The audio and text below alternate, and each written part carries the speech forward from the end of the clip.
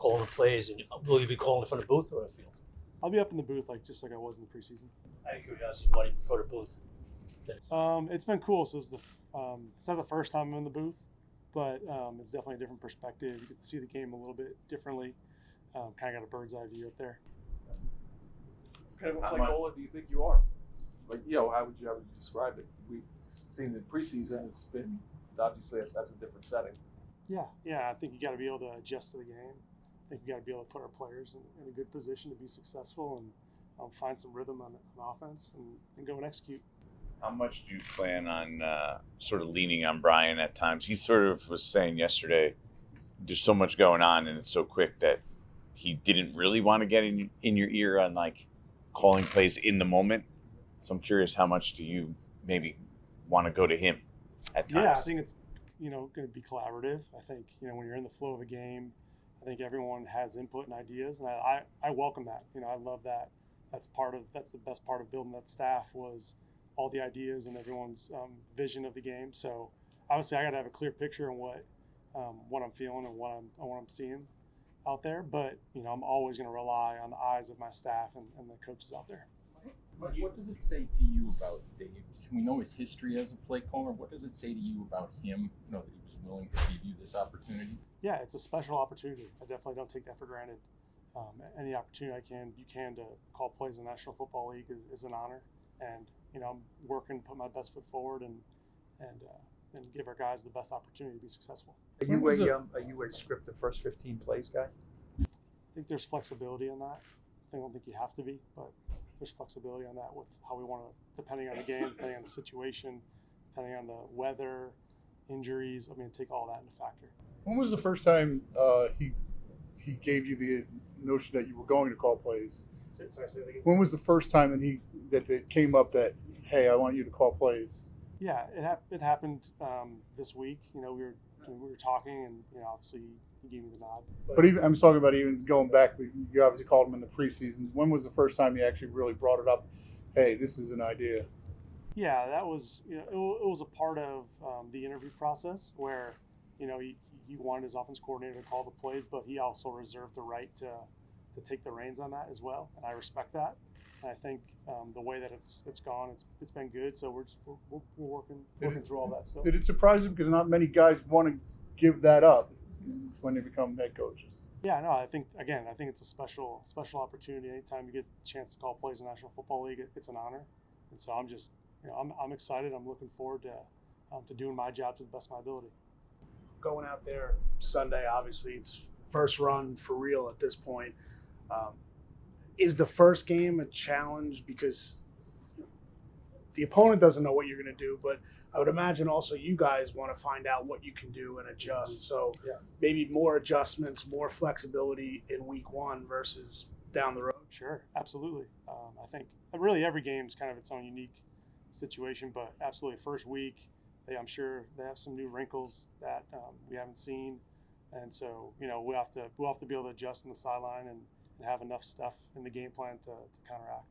What's the difference in getting ready for a game as a player and as a play caller? Is there? I'm not talking about the physical parts of it. I'm just talking about like the internal parts of it, getting hyped up, getting ready for it. It's very similar. Very similar. At least when I was a player, the approach I took. I think as a play caller, it's definitely a little bit different because you're kind of you're the one kind of behind the scenes putting the game plan together. But my approach, my prep hasn't changed. It's continuing to ramp up every single day, and depending on the situation, to make sure the guys are prepared. You talked about the press box being a good bird's eye view. That's a lot of people like to call them there. But when you're off the sideline and you're off that emotion and off that, you can't, you can talk to Daniel in between, but you can't be there with him and things like that. So is that an adjustment?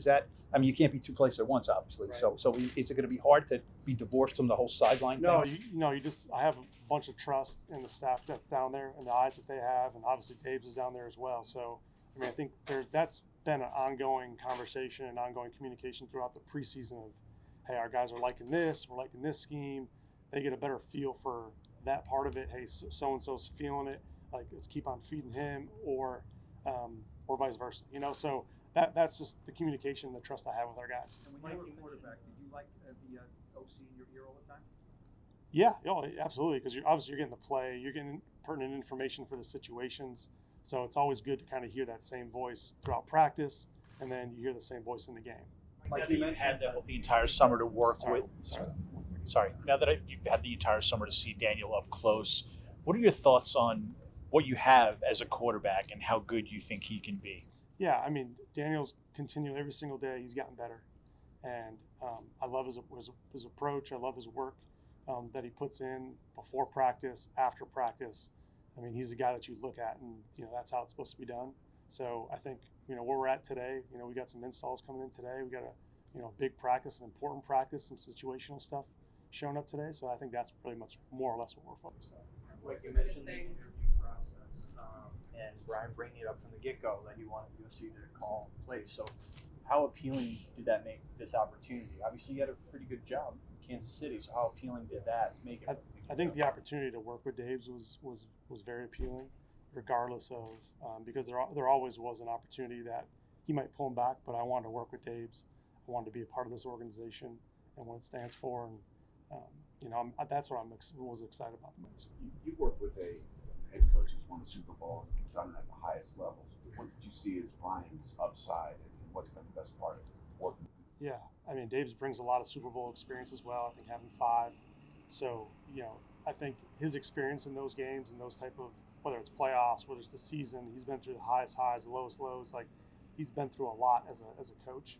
So, I mean, he has just as much knowledge, just as much experience that you can definitely pull from. And Coach Reed he's a Hall of Fame coach. I mean, he's unbelievable. He's a great mentor and someone I look up to and respect highly too. So, I've been fortunate enough to be around guys like that. What'd you take from the summer preseason games that kind of was unexpected that you're taking into the regular season? Yeah, I took the same approach. Nothing really changed for me. Just working through the game plan, working through our schemes and what we want to do on a week-to-week basis to make sure it's simple for our guys. Our guys can go play fast and execute. So really, that's been our kind of our theme in the office as far as offensive staff is let's try to make it simple. Let's let our guys go play fast. You guys have. How much will you take player input when it comes to scheming and play calling? Do you take that? Oh, absolutely. Okay. Absolutely. It's that's why they're professionals. They have these guys are super smart. They have a great feel for the game. They understand what they can and can't do, and I think when the players take ownership of that, I think that's when you get something really good, really special.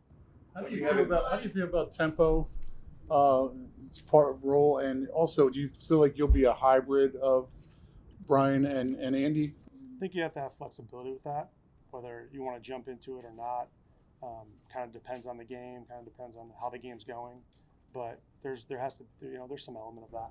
Mike, you guys talked about process so much during the summer. Where are you guys in terms of knowing what this offense is? As you start the season. I think in terms of the process, we're on it's today Tuesday, a Wednesday practice on that for us. But so we're working through our game plans, working through our normal weekly schedule. That's where we're at in the process, really.